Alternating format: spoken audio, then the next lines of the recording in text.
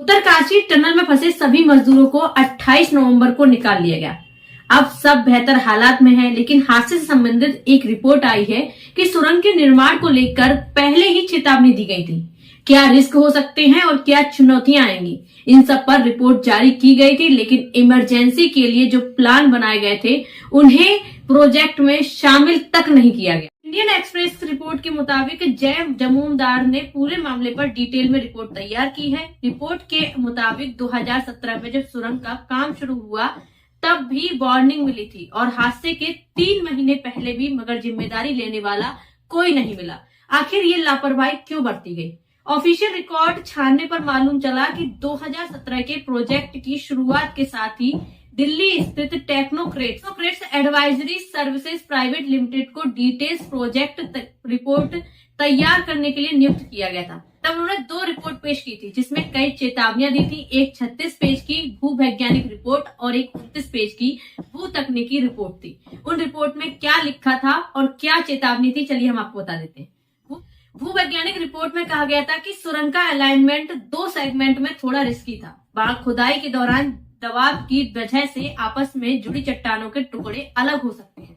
इससे सुरंग की छत और दीवार ढहने का खतरा बन सकता है। निर्माण योजना के दौरान इसका ध्यान रखा जाना चाहिए।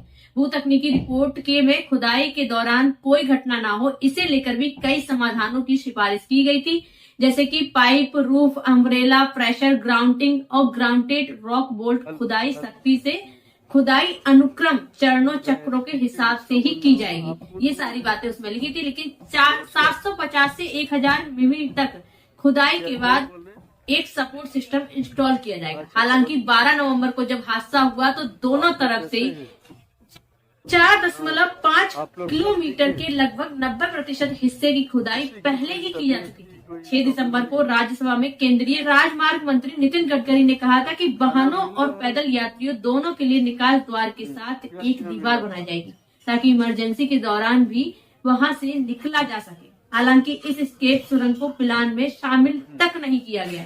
आखिर ये क्यों किया गया और क्यों इन बातों को नजरअंदाज किया गया? मामले पर एक वरिष्ठ परियोजना इंजीनियर ने एक्सप्रेस को बताया कि बाईं ओर एक एस्केप चैनल छोड़ने की वजह से दोनों तरफ सिंगल वे ट्रैफिक के बीच में एक डिवाइडर लगाने का निर्णय लिया गया था। यातायात की ज्यादा जगह बन गई और सुरंग के अंदर टकराव का खतरा खत्म हो गया था।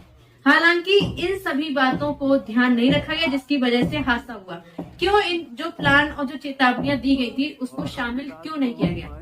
आखिर ये क्यों नजरअंदाज किया गया? उसके बाद जब मजदूर फंस गए तो कई तरह की प्रतिक्रियाएं दी गई। कई लोगों ने कहा कि ये एक प्राकृतिक आपदा है, एक प्रकृति का नियम है।